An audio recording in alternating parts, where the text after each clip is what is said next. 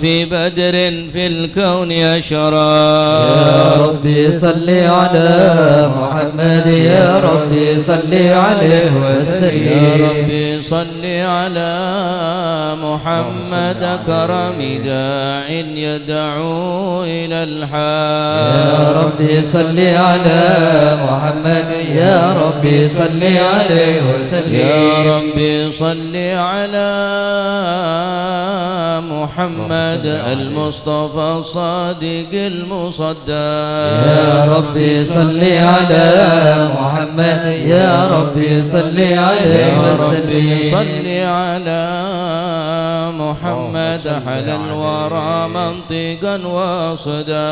يا ربي صل على محمد، يا ربي صل عليه وسلم. صل على محمد أفضل من بالتقى تحقق. يا ربي صل على محمد، يا ربي صل عليه يا وسلم. ربي صل على محمد من بالسخاء والوفاء تخلى.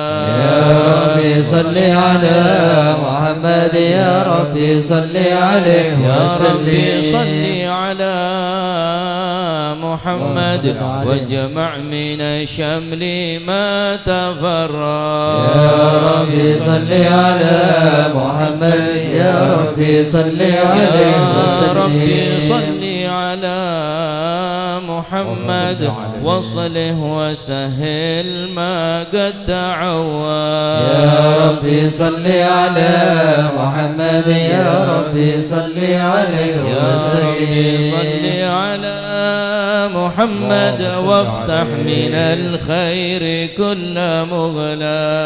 يا ربي صل على محمد، يا ربي صل عليه وسلم. يا ربي صل على محمد وآله ومن بالنبي تعلى.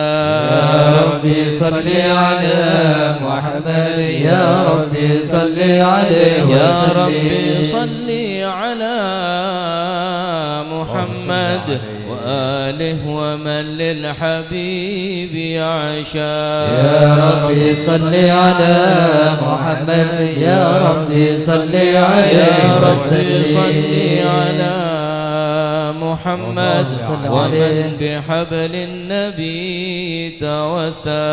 يا ربي صل على محمد، يا ربي صل عليه وسلم. يا ربي صل على محمد، يا ربي صل عليه وسلم. يا ربي صل على محمد، يا ربي صل عليه وسلم.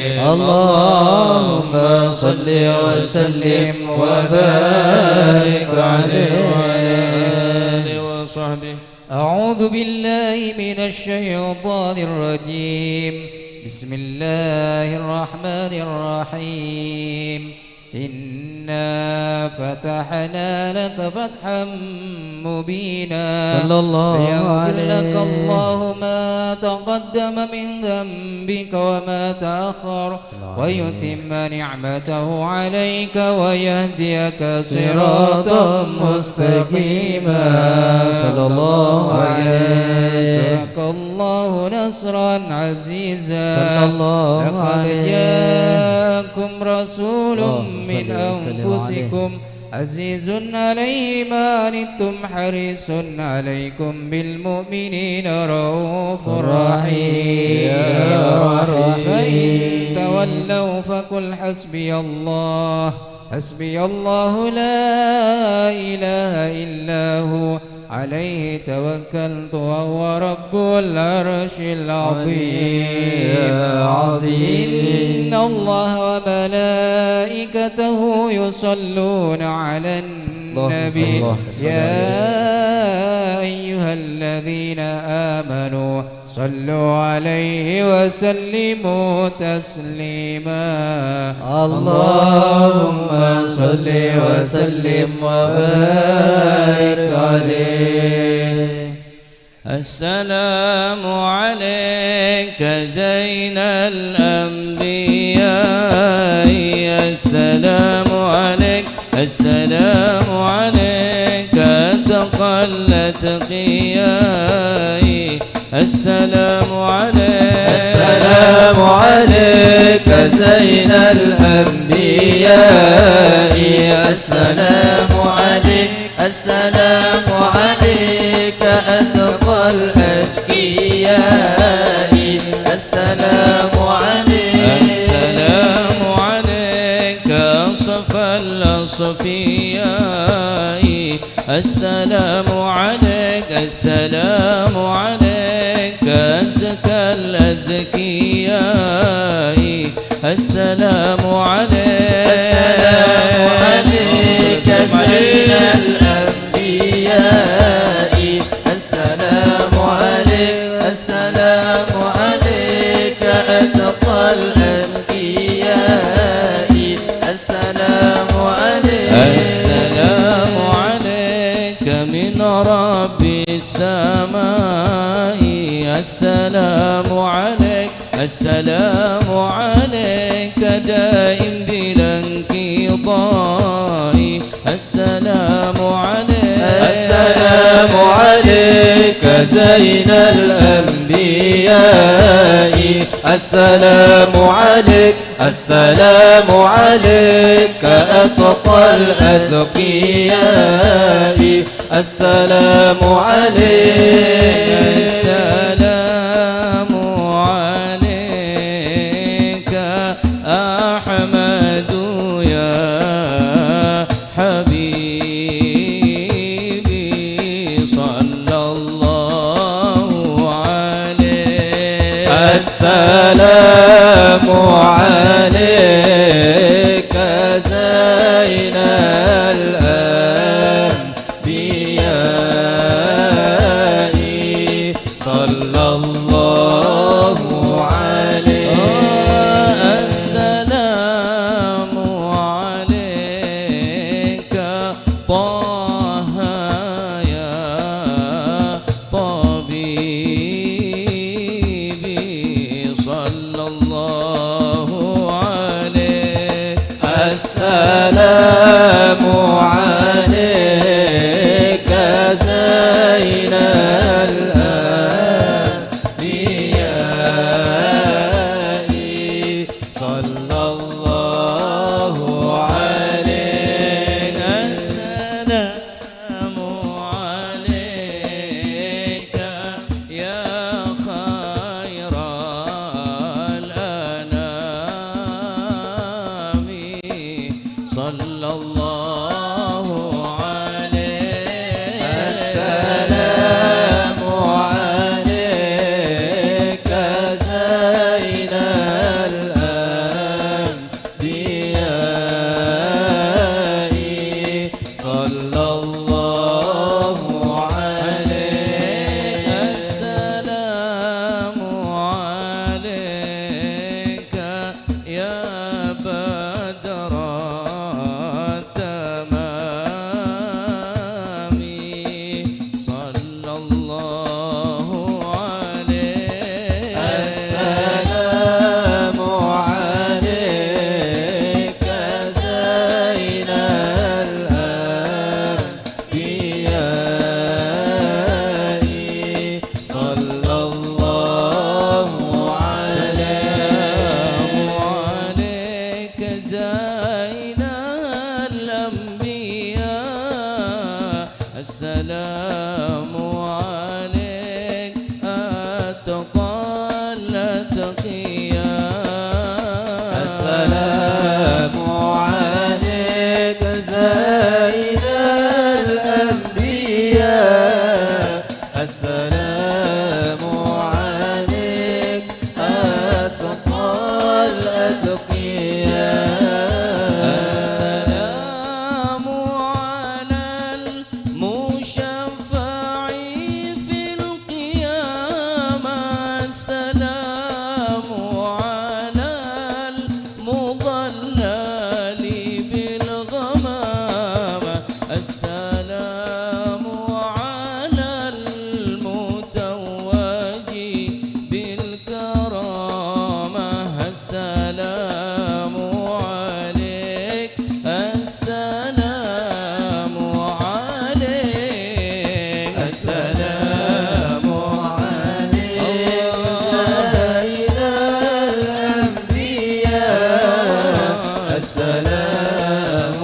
عليك أتقى الأتقياء السلام على المقدم للإمام السلام على المقدم للإمام السلام على المشفع في القيامة السلام عليك السلام عليك السلام عليك زين الأنبياء السلام عليك أتقى الأتقياء صل وسلم وبارك عليه وعلى آله اللهم وصحبه صل وسلم وبارك عليه وعلى صلى الله آله. عليه بسم الله الرحمن الرحيم الحمد لله القوي سلطانه الواضح برهانه المبسوط في الوجود كرمه وإحسانه صلى الله عليه تعالى مجده وعظم شانه صلى الله خلق عليه الخلق لحكمه وطوى عليها علمه وبسط لهم من فائض المنة ما جرت به في أقداره القسمة صلى الله فأرسل عليه إليهم أشرف خلقه وأجل عبيده رحمة صلى الله تعلقت عليه إرادة الأزلية بخلق هذا العبد المحبوب صلى الله عليه فانتشرت آثار شرفه في عوالم الشهادة والغيوب صلى الله عليه فما جل هذا المن الذي تكرم به المنان صلى الله عليه وما أعظم هذا الفضل الذي برز من حضرة الإحسان صورة كاملة ظهرت في هيكل محمود صلى الله عليه بوجودها كناف الوجود وطرزت برد العوالم بطراز تكريم اللهم صل وسلم أشرف الصلاة والتسليم على سيدنا ونبينا محمد الرؤوف الرحيم اللهم صل وسلم وبارك عليه اللهم صل وسلم وبارك عليه صلى الله عليه تجلى الحق في عالم قدسه الواسع تجليا قضى بانتشار فضله في القريب والشاسع صلى الله عليه وله الحمد الذي لا تنحسر أفراده بتعداد الله عليه ولا يمل تكراره بكثرة ترداد صلى الله عليه حيث أبرز من عالم الإمكان صورة هذا الإنسان يتشرف بوجوده الثقلان وتنتشر أسراره في الأكوان صلى الله عليه وما من سر اتصل به قلب منيب إلا من سوابغ فضل الله على هذا الحبيب صلى الله عليه يا لقلب سروره قد توالى بحبيب اللهم صل أمن وسلم أنا عليه. من ولا جل من شرف الوجود بنور غمر الكون بهجة وجمالا صلى الله عليه قد ترقى في الحسن على مقام وتناهى في مجده وتعالى صلى الله عليه لاحظته العيون فيما استلته بشرا كاملا يزيح الضلال صلى الله عليه وهو من فوق علم ما قد رأته رفعة في شؤونه وكمالا صلى الله عليه فسبحان الذي أبرز من حضرة الامتنان ما يعجز عن وصفه اللسان صلى الله عليه ويحار في تأكل معاني الجنان صلى الله عليه انتشر منه في عالم البطون والظهور ما ملأ الوجود الخلقي نور صلى الله عليه فتبارك الله من إله كريم بشرتنا آيته في الذكر الحكيم ببشارة لقد جاءكم رسول من أنفسكم عزيز عليه ما عنتم حريص عليكم بالمؤمنين رؤوف رحيم يا رحيم فمن فاجأت هذه البشارة وتلقاها بقلب سليم فقد هدي إلى صراط مستقيم اللهم صل وسلم أشرف الصلاة والتسليم على سيدنا ونبينا محمد الرؤوف الرحيم اللهم صل وسلم وبارك عليه اللهم صل وسلم وبارك عليه صلى الله عليه أشهد أن لا إله إلا الله وحده لا شريك له شهادة تعرف اللسان صلى الله عليه تضمنه الجنان من التصديق بها والإذعان صلى الله عليه صلى الله عليه من سر ذلك الإذعان والتصديق شواهد صلى الله عليه محمد العبد الصالح وسلم عليه وفعله والملعن لله ما أمره بتبلغه لخلقه من فرضه ونفله أبدا أرسله الله للعالمين بشيرا ونذيرا صلى الله عليه وأدى الأمانة صلى الله وأدى الله من عليه الأمة بشرا كثيرا صلى الله وكان عليه في ظلمة سراجا المستبصرين سراجا وقمرا منيرا صلى الله عليه منة تكرم الله بها على اللهم البشر صل الله عليه من نعمة إن تصل سرها في البحر والبحر صلى الله عليه وسلم بأجل الصلوات وأجمعها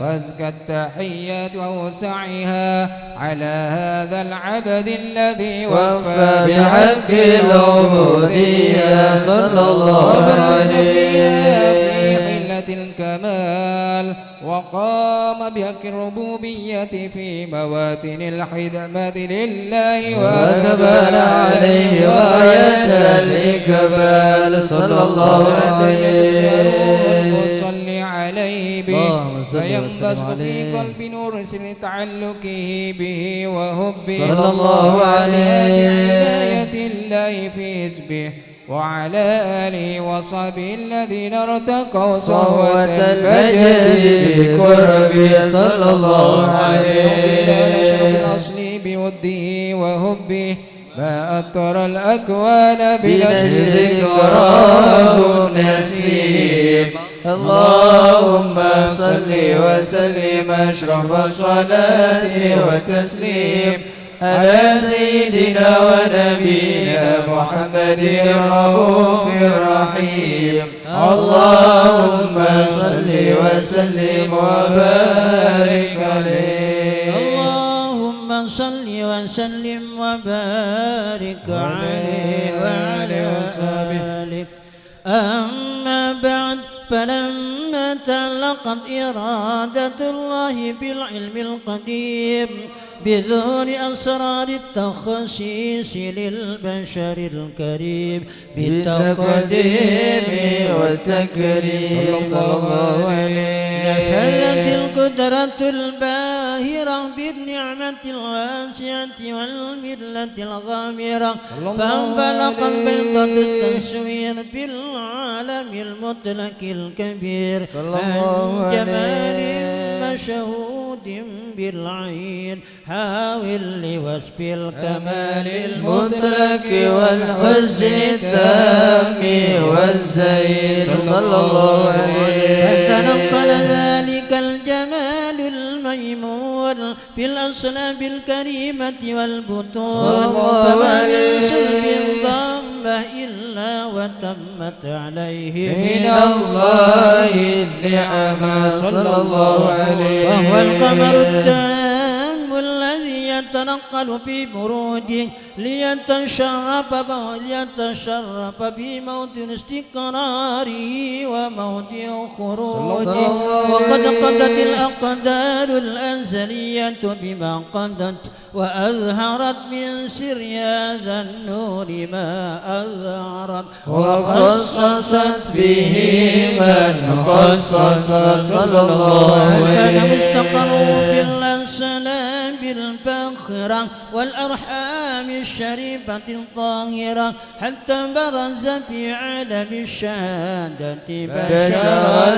لك البشر صلى الله عليه ونورا حيرا الأفكار نوره وبار فتعلقت همة الراقب لهذه الحروب بأن يركب في هذا القنطاس ما هو لديه من عجائب ذلك النور معروف صلى الله عليه كانت الأمثل لن تفي بعشر معشار أوصى بذلك الموصوف تشويقا للسامعين من خواص المؤمنين وترويحا للمتعلقين بهذا النور المبين صلى الله عليه وإلا فأن تعرب الأقلام عن شؤون خير الأنام ولكن أنزل إلى تدبير ما عبد من ششرف المخلوقين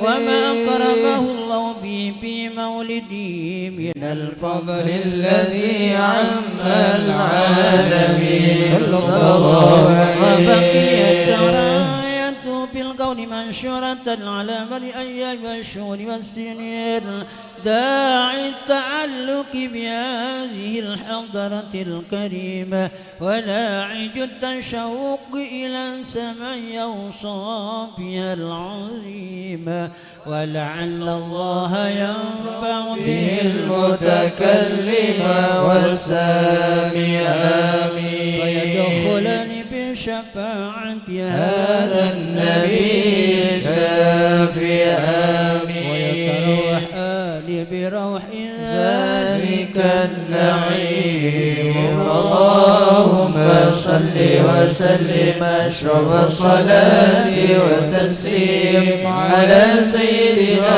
ونبينا محمد الرؤوف الرحيم اللهم صل وسلم وبارك عليه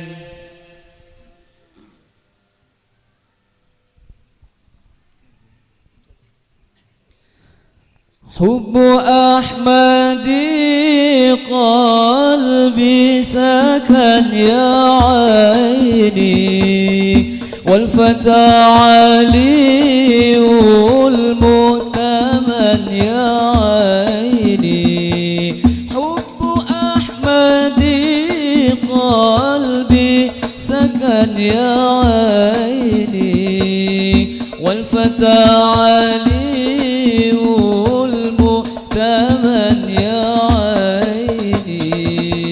وابنيه الحسين والحسن يا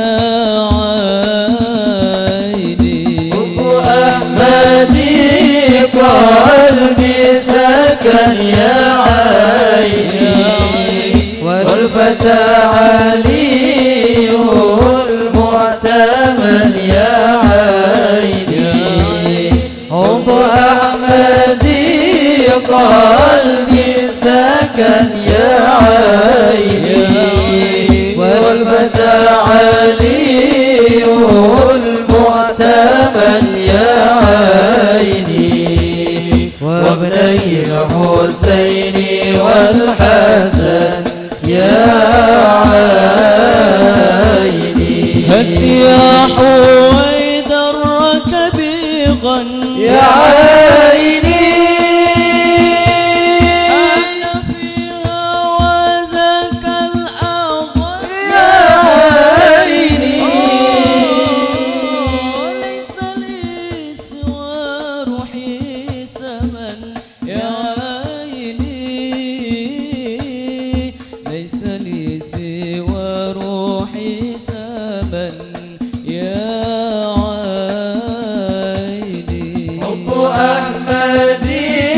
قلبي سكن يا عيني والفتى علي المؤتمن يا عيني حب أحمدي قلبي سكن يا عيني والفتى علي المؤتمن يا عيني وابني الحسين والحسن يا عيني وعد لنا حديث من يا عيني ملأ الوجود بالمنن يا عيني أحمد الذي سنى سنن يا عيني أحمد الذي سنى سنن يا عيني حب أحمدي قلبي سكن يا عيني والفتى علي المؤتمن يا عيني حب أحمدي قلبي سكن يا عيني والفتى علي المؤتمن يا عيني وابني الحسين والحسن يا عيني بل لنا إذا جرى الزمن يا عيني نلتقي به حول المحن يا عيني من لفرده الجرحا يا عيني من لفقده الجرحا يا عيني حب أحمدي قلبي سكن يا عيني والفتى علي المؤتمن يا عيني حب أحمدي قلبي سكن يا عيني والفتى علي المؤتمن يا عيني وابني الحسين والحسن يا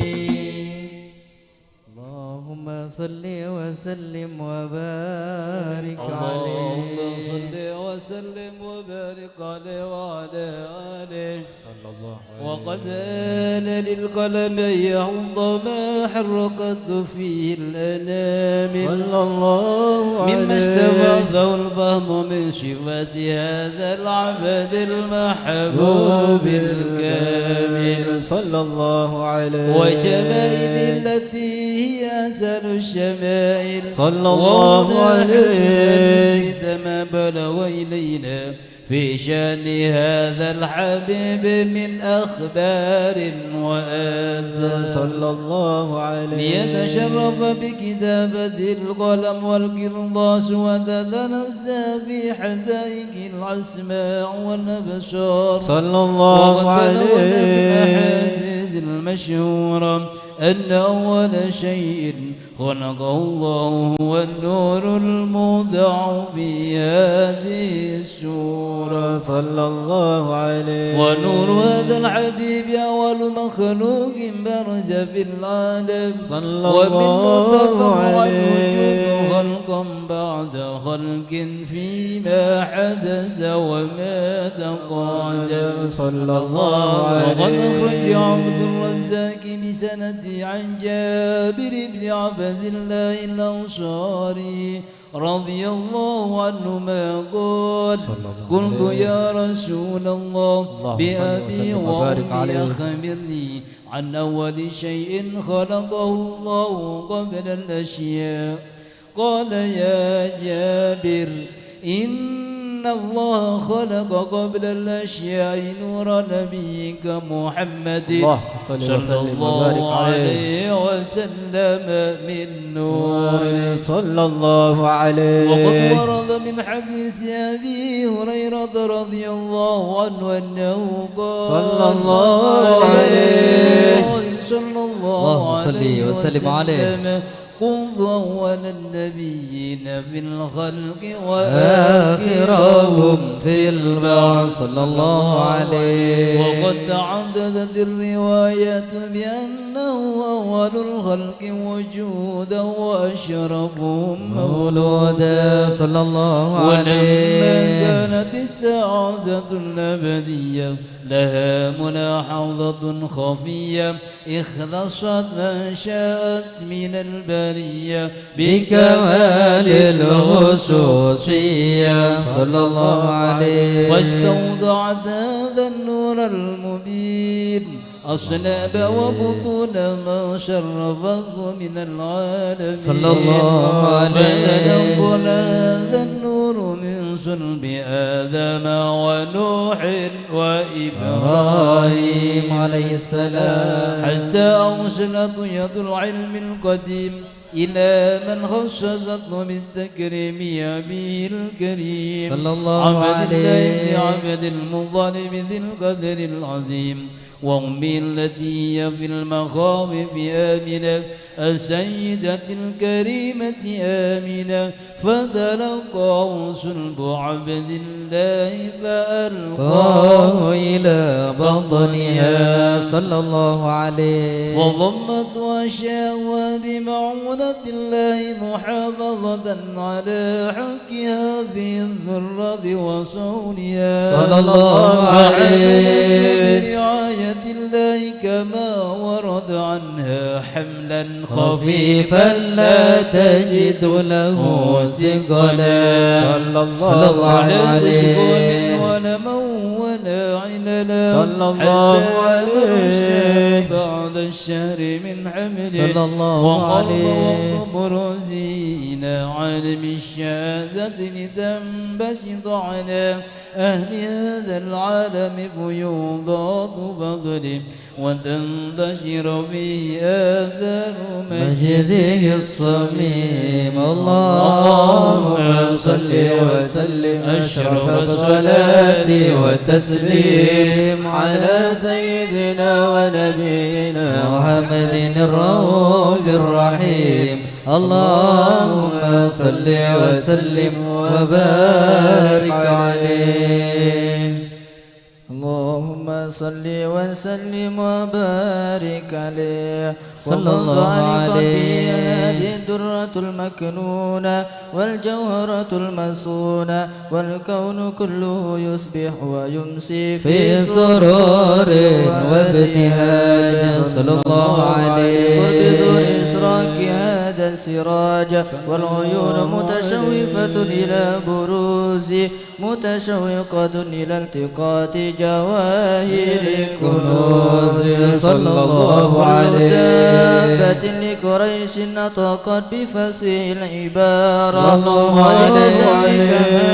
البشارة وما من حامل حملا في ذلك العام إلا أتت في حملها بغلام من بركات وسعادة هذا الإمام صلى الله عليه. فلم تزل الأرض والسماوات متضمخة بإثر الفرح بملاقاة أشرف البريات صلى الله وبروز من عالم عليه. الخفاء إلى عالم الظهور بعد تنكله في البطون والظهور صلى الله وأدر الله في عليه. الوجود بهجة التكريم وبسط في العالم الكبير مائدة التشريف والتعظيم ببروز هذا البشر الكريم. اللهم صل وسلم وسلم أشرف الصلاة والتسليم على سيدنا ونبينا محمد الرؤوف الرحيم.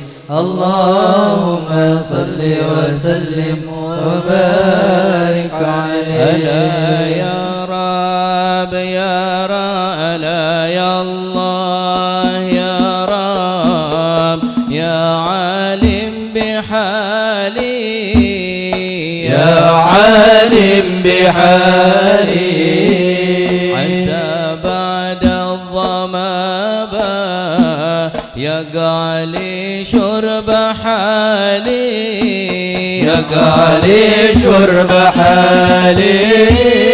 ألا يا الله يا رب يا عالم بحالي عسى بعد الظما يقع لي شرب حالي يقع لي شرب حالي. ألا يا الله يا رب يا عالم بحالي يا عالم بحالي عسى بعد الظما يقع لي شرب حالي يقع لي شرب حالي. ألا يا الله يا رب يا عالم بحالي ألا بعد الظما يقع لي شرب حالي يقع لي شرب حالي. بدلي من عظيم العطايا قد بدالي عطايا قد بدالي وحسن الظن في من دعاني رأس مالي دعاني رأس مالي وفي عتاب باب الندى حطت رحالي وهانا منتظر لوهاب النوالي وهاب النوالي. ألا يا الله يا رب يا عالم بحالي يا عالم بحالي عسى بعد الظما يقع لي شرب حالي يقع لي شرب حالي. ألا يا الله يا رب يا عالم بحالي عسى بعد الظما يقع لي شرب حالي يقع لي شرب حالي.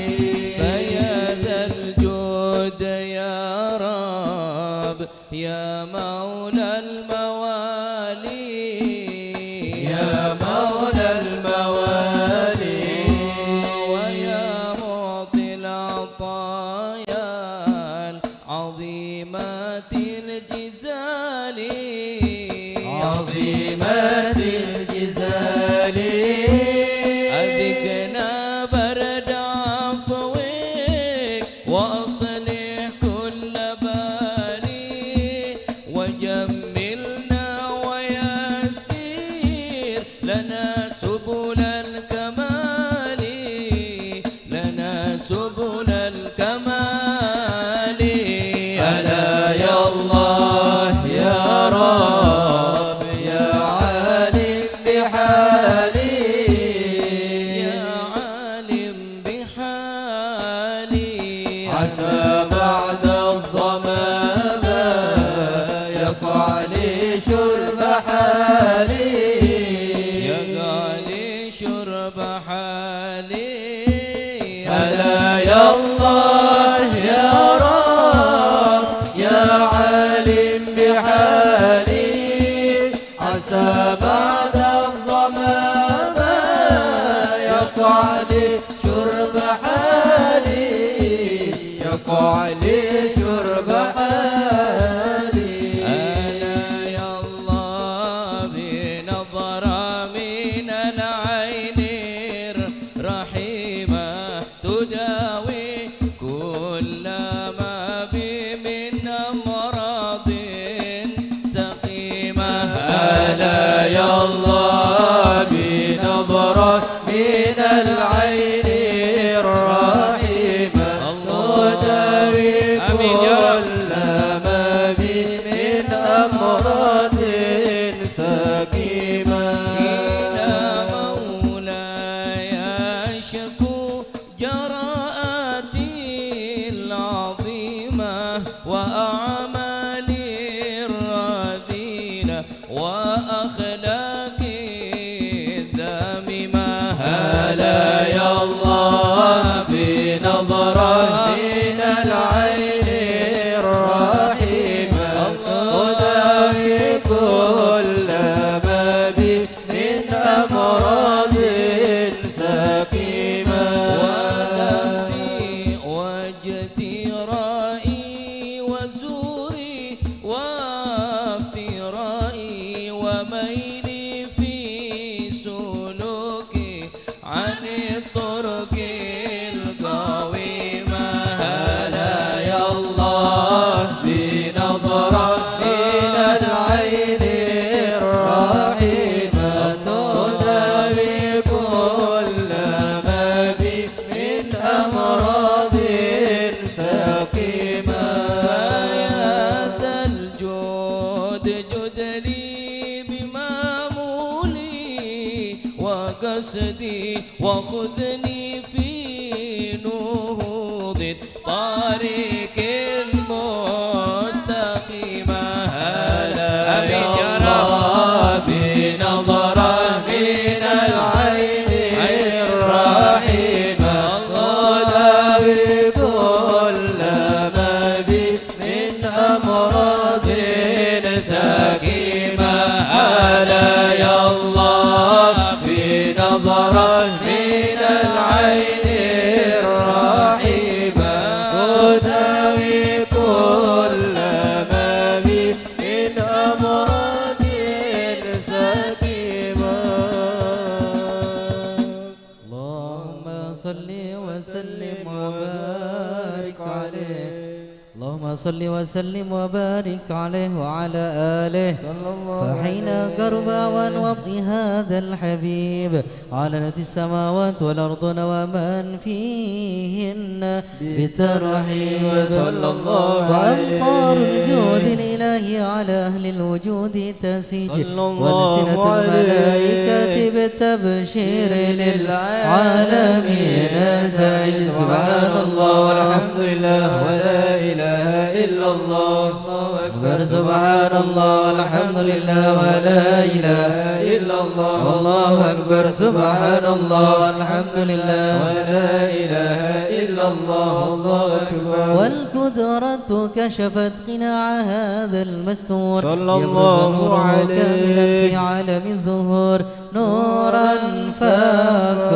كل نور صلى الله عليه وفد الحق حكم على من أتم الله عليه النعمة صلى من الله خواص عليه الأمة أن يحضر عند وضعه أمة تأنيسا لجنابها المسعود ومشاركة لها في هذا السمات الممدود صلى الله عليه فحضرت بتوفيق الله سيدة مريم والسيدة آسيا صلى الله ومعهما من نور عليه العين من قسم الله له من الشرف بالقسمة الوافية فذا الوقت الذي رتب الله على حضوره وجود هذا المولود فانفرق صبح الكمال من النور عن عمود وبرز الحميد المحمود مذعنا لله بالتعظيم والسجود صلى الله محمد صلى الله عليه وسلم صلى الله على محمد صلى الله عليه وسلم اللهم صل على محمد مولانا محمد Pekhusyuk hadiraki Rasulullah ning atena. Asyraqal kaunu ibtihajan biwujudil Mustafa Ahmad wa li ahlil kauni unsun ya Rasulullah wa sururun qad tajaddad ya Nabi salam رسول سلام عليك يا حبيب سلام عليك يا رسول الله صلوات الله عليك فاضربوا يا أهل المثاني فهزار اليوم واستضيئوا بجمال يا رسول الله فقى في الحسن تفرد يا نبي سلام عليك يا رسول سلام عليك يا حبيب سلام عليك يا رسول الله صلوات الله عليك لنا البشرى بسعد مستمر ليس ينفد حيث أوتينا عطاء جمع الفخر المؤبد يا نبي سلام عليك يا رسول سلام عليك يا حبيب سلام عليك صلوات الله عليك فلربي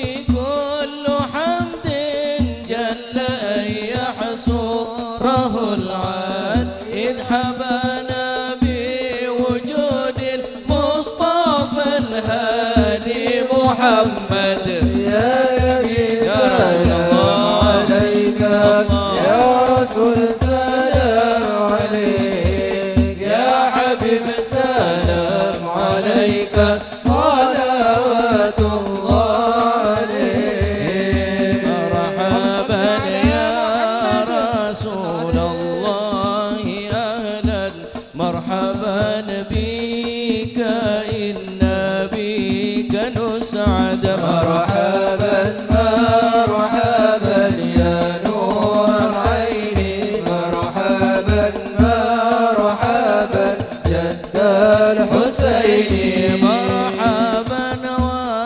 وبجاهه يا إلهي مرحبا جود وبلغ كل مقصد مرحبا مرحبا يا نور العين مرحبا مرحبا جد الحسين واهدنا نهج سبيلي مرحبا مرحبا كي به نسعد ونور شاد مرحبا مرحبا مرحبا يا نور العين مرحبا مرحبا مرحبا يا الحسين الله مرحبا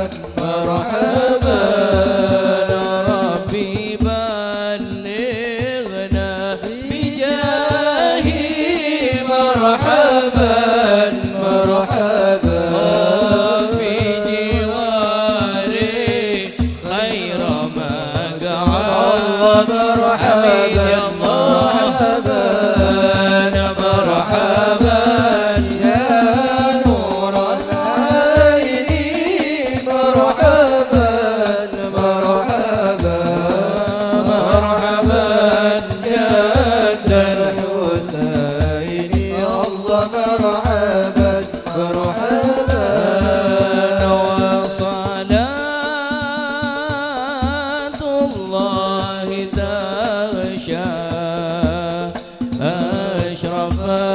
الرسل محمد صلوا عليه وسلام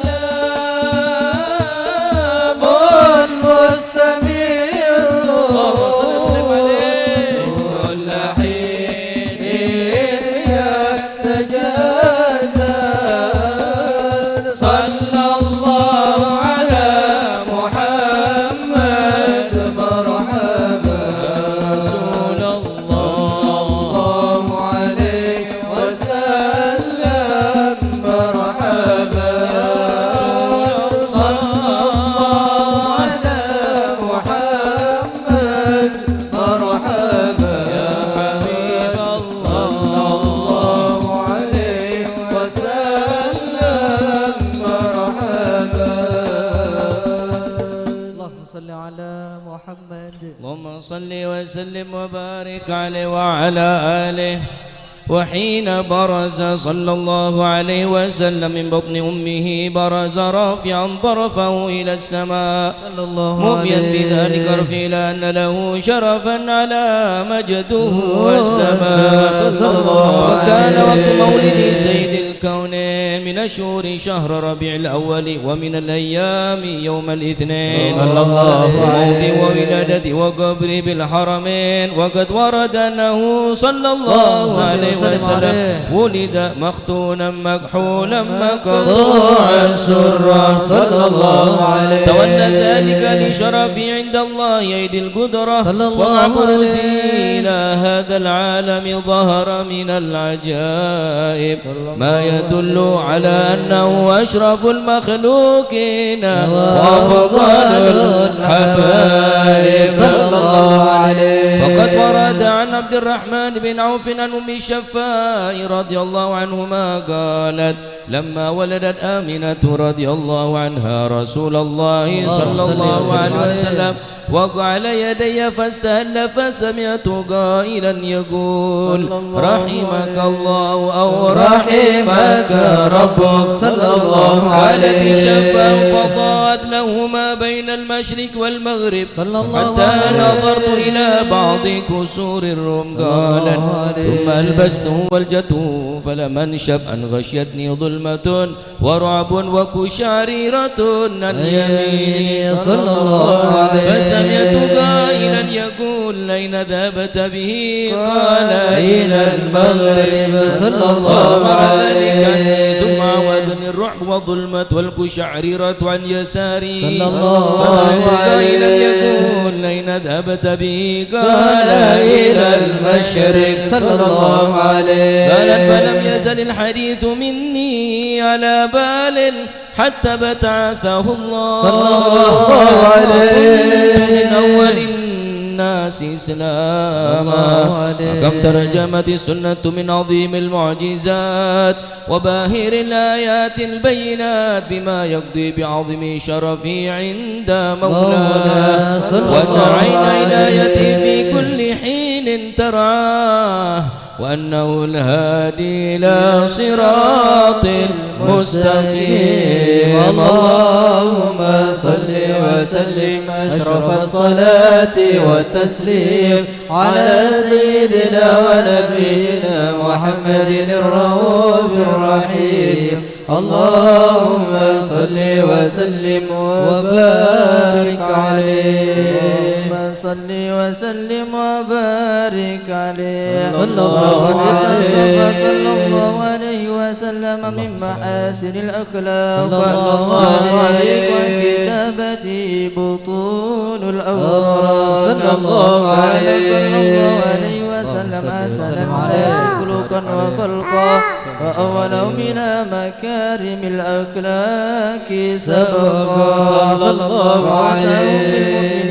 حلما ورفقا برا رؤوفا لا يقول ولا يفعل إلا معروفا صلى الله عليه. سلوى يرتوي على المعنى الجزل إذا دعاه المسكين أجابه إجابة معجلة صلى الله عليه الرحيم باليتيم والأرملة ولو عن سورة أخلاق الهيبة القوية التي ترتعد منها فرائس الأقوياء من البرية صلى الله عليه بتوطرة الطرق والمنازل صلى الله عليه تطيبت المجالس والمحافل صلى الله عليه صلى الله عليه وسلم وسلم جعل عليه صفات الكمالية والمنفرد في خلقي وخلقي بأشرف خصوصية صلى الله فما من عليه خلق في البرية محمود إلا وهو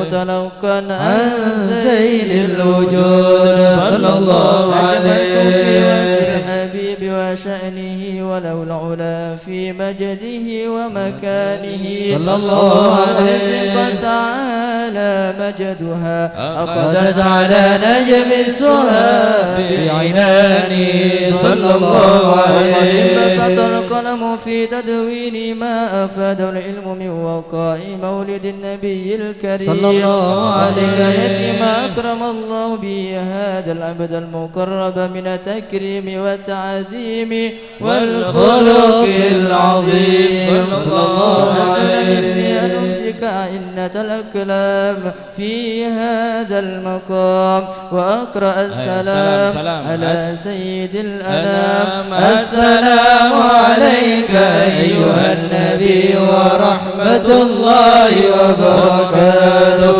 السلام عليك أيها النبي ورحمة الله وبركاته السلام عليك أيها النبي ورحمة الله وبركاته وبذلك يسر القدم كما يسر التقديم فعليه أفضل الصلاة والتسليم اللهم صل وسلم أشرف الصلاة والتسليم على سيدنا ونبينا محمد الرؤوف الرحيم اللهم صل وسلم وبارك عليه.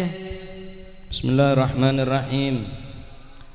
رضي الله عنكم وقال رضي الله عنه والدنيا أوضحت لكم وبينت لكم كل واحد أخذت محبوبة من بين يديه وأنتم تشرفوا وأنتم تشوفون منكم من قبر أباه ومنكم من قبر أمه ومنكم من جنز ولده ومنكم من جنز زوجته وكلهم قدموا على ما قدموا وأنتم لا تدرون أهم منعمين أم معذبين وأنتم واردون على ما وردوا وسالكون ما سلكوا وملكون ما لكوا ويستقبلكم من أمر الآخرة ما تطيقون ولا بد لكم من أحد أمرين إما نعيم سرمدي أبدي في الجنات العلية بجوار خير البرية وإما عذاب أبدي في النيران مع فرعون وهامان. الله يكفينا وإياكم شر العذاب ويحفظنا من موجبات العقاب ويكفي أهل النار عذاب كون الله ساخط عليهم ويكفي أهل الجنة نعيم كون الله راض عنهم. اقبلوا على الله وتوبوا إليه وجدوا في الأعمال التي توجب رضا الله تعالى ورضا رسوله صلى الله عليه وسلم. فالذين صدقوا في خدمة الله يتلذذون بالنعيم وعدهم في هذه الحياة فرجال بين ظهرانكم شوفناهم بعيوننا يتلذذون بصلاتهم وتلاوتهم وذكرهم كما يتلذذون أهل الشهوات بشهوتهم وأهل اللذات الدنيا بلذاتهم إلى آخر ما قال رضي الله عنه وأرضاه.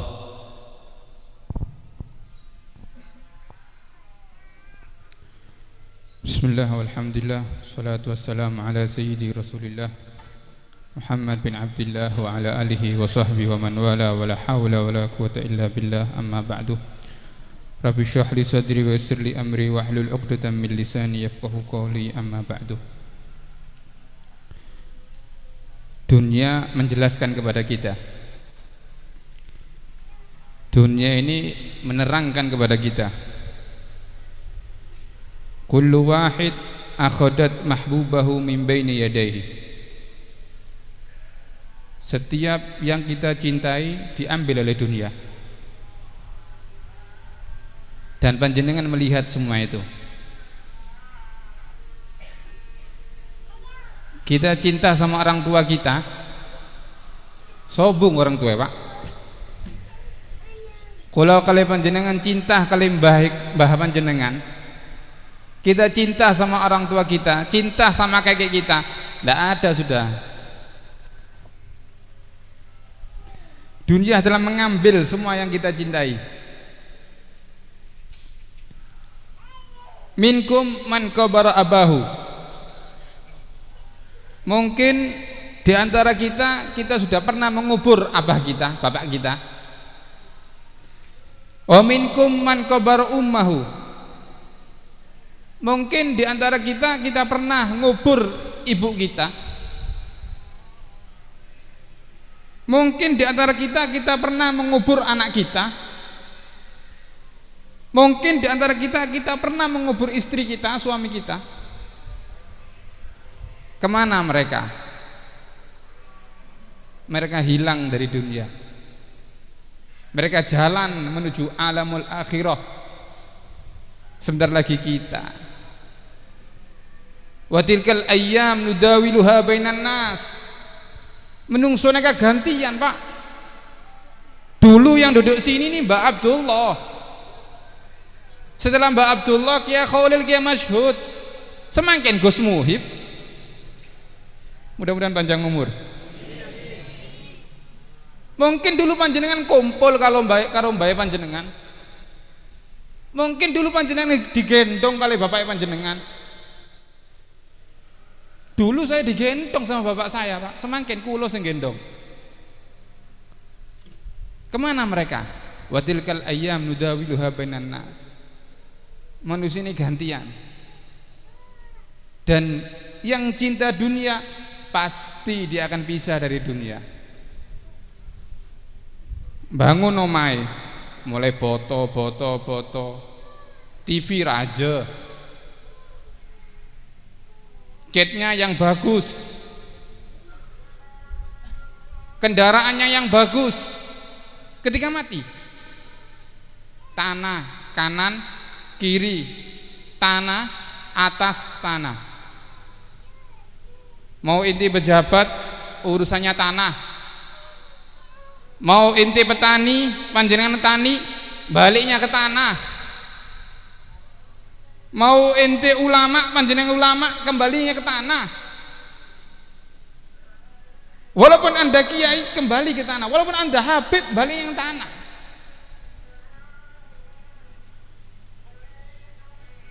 Terus apa yang kita banggakan? Tidak ada yang kita banggakan kecuali amal kita. Ada 3 yang ikut mayit, beda telok sing norok mayit. Malun, harta. Wa ahlun, keluarga. Wa amalun, dan amal. Wa yarji al-isnen, sing 2 nek balik Pak. Oh ya pokok wahid, sing netep cuma 1. Yang 2 kembali apa? Mal, harta. Ndak norok kali panjenengan. Ahlun, keluarga panjenengan ndak ada yang ikut. Oh no, sing lanang mati sing wedok melok. Sobung. Kabin pole sing iya. Wa yabqa wahid, 1 yang menetap. Amalun, amal kita. Ada satu cerita. Ada satu orang kaya raya. Orang ini punya anak, cuma anaknya bodoh semua. Sudah aja bodoh, goblok kabeh anaknya. Tak oneng ilmu agama. Ketika mau meninggal, bapaknya bikin surat. Ditulis surat. Disimpan. Ditaruh di atas lemari. Kemudian ketika mau meninggal dipanggil anak-anaknya. Hei nak, engkau lah bapak mati, tak wasiati yo, lak bapak mati aku kok jam sing apik. Nanti kalau bapak mati kasih saya cincin yang bagus. Nanti kuburan aku. Anaknya tak oneng kalau bawa jam tak oleh, Pak. Ono wong mati dijami. Tidak boleh karena harta. Ketika sudah dimandikan, dikafani, anaknya mau pakai jam, dipakai no bapak jami. Cincinnya dipakai no. Sama mudinya, loh, tidak boleh. Tak oleh jam, haram. Karena ada harta. Tidak boleh ada cincin, haram. Anak ini bingung. Nikah tak oleh, nikah wasiat tak oleh, haram. Akhirnya anaknya buka suratnya bapaknya. Di atas lemari dibuka. Nak, sepurane ya. Bapak ninggalno kon goblok, Nak. Bapak ini orang kaya, Nak. Bapak bisa minterno kon iki iso, cuma bapak medit. Bapak ninggalno kon dalam keadaan goblok, bodoh. Sepurane, Nak ya. Terakhir, Nak, dunyoi bapak nek MM-an, Nak. Hartanya bapak ini sangat miliaran. Cuma bapak mau bawa jam aja enggak boleh, Nak. Ingat, dunia bukan untuk kita bawa, Nak. Terakhir, ingat, Nak ya, doakan bapak di dalam kubur.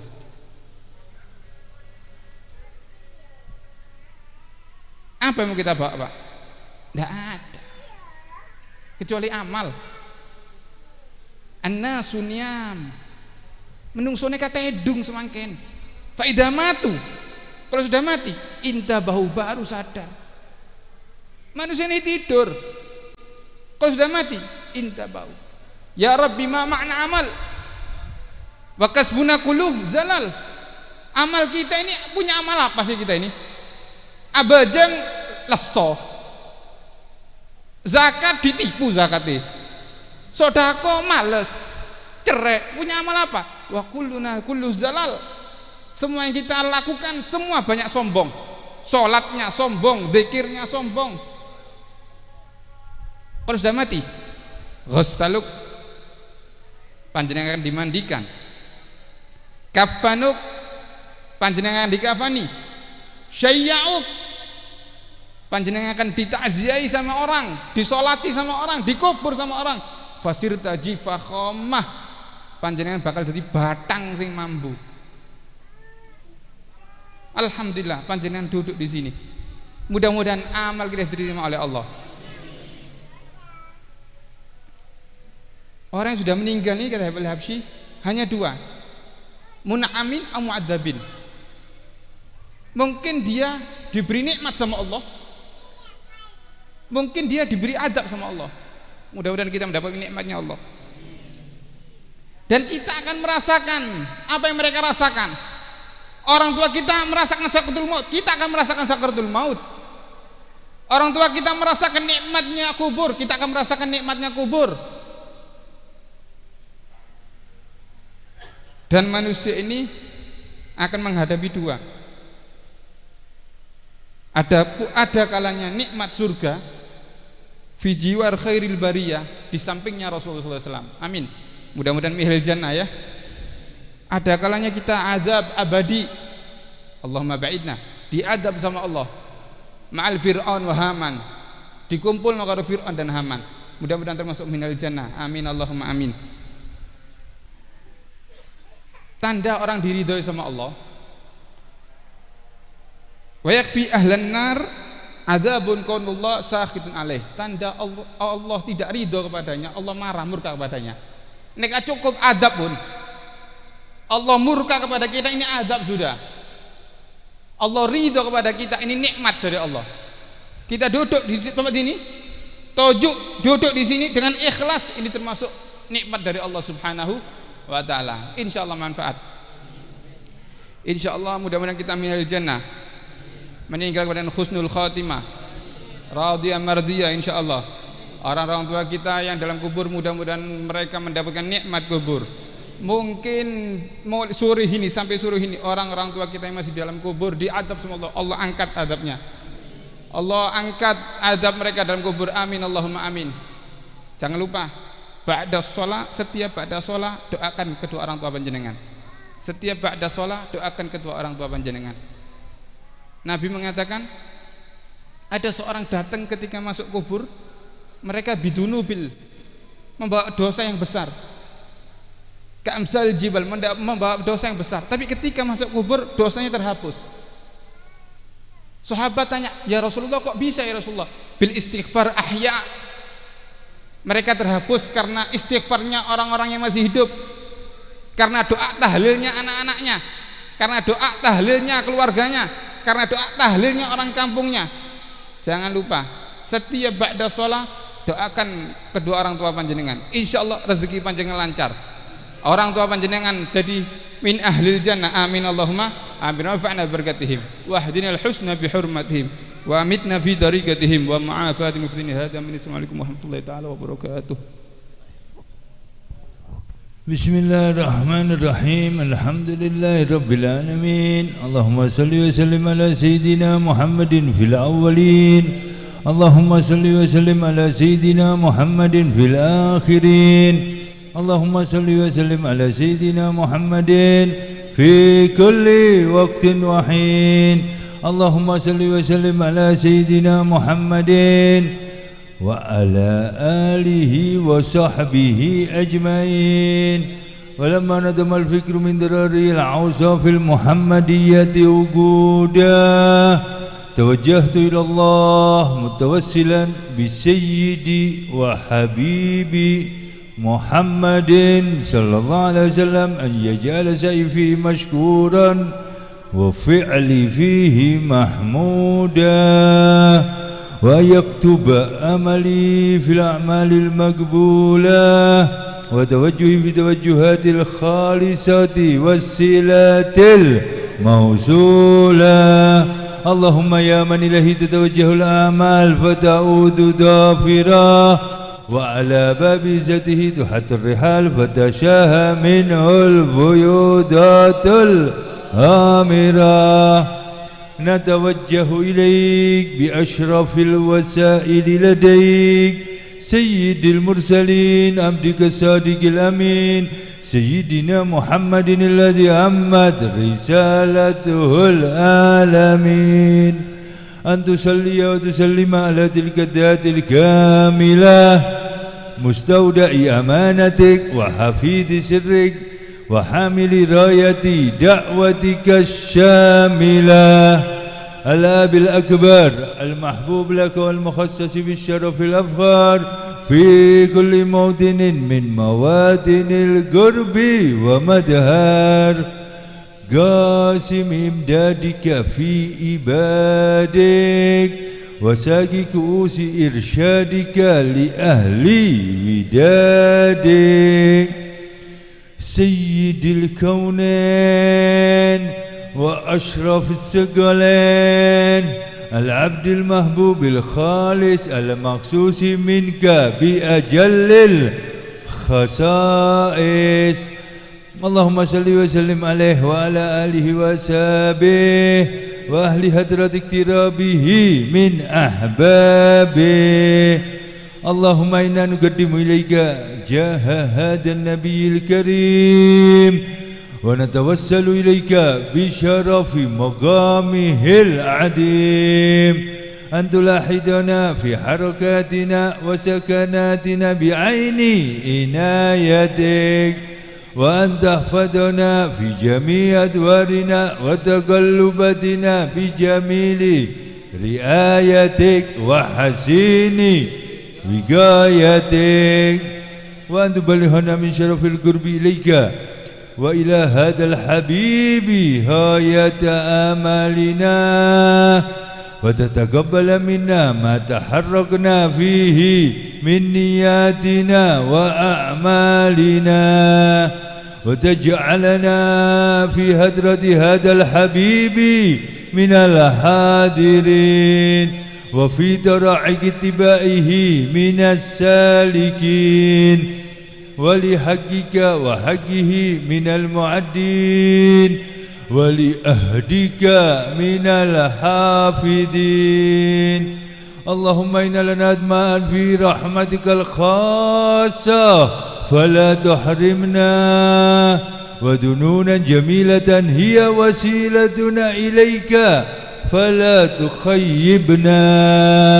آمنا بك وبرسولك وما جاء به من الدين، وتوجهنا به إليك مستشفئين أن تقابل المذنب منا بالغفران، والمسيء بالإحسان، والسائل بما سأل، والمؤمل بما أمل، وأن تجعلنا ممن نصر هذا الحبيب ووازره وواله وداهره، وأما ببركاته وشريف وجهاته أولادنا ووالدينا وأهل قدرنا ووادينا وجميع المسلمين والمسلمات والمؤمنين والمؤمنات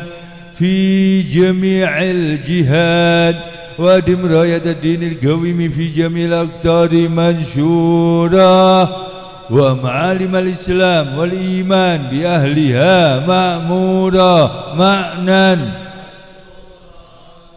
واكشف اللهم كربة المكروبين، واقضي دين المدينين، واغفر للمذنبين، وتقبل توبة التائبين، وانشر رحمتك على عبادك المؤمنين أجمعين، واكفي شر المعتدين والظالمين، وابسط الأدلى بولاد الحق في جميع النواحي والأقطار، وأيدهم بتأييد من عندك ونصر على المعاندين من المنافقين والكفار، وجعلنا يا ربي في الحسن الحسين من جميع البلايا، وفي الحرز المكين من الذنوب والخطايا، وأدمنا في العمل بذاتك وصدق في خدمتك قائمين،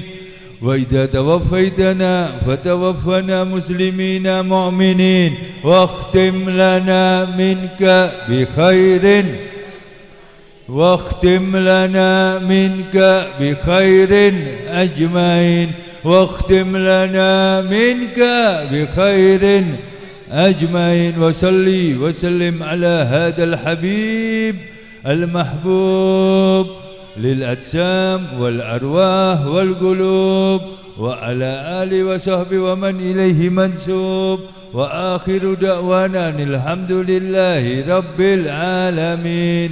سبحان ربك رب العزة عما يصفون، وسلام على المرسلين، والحمد لله رب العالمين.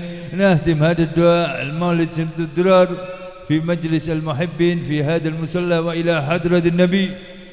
الفاتحة.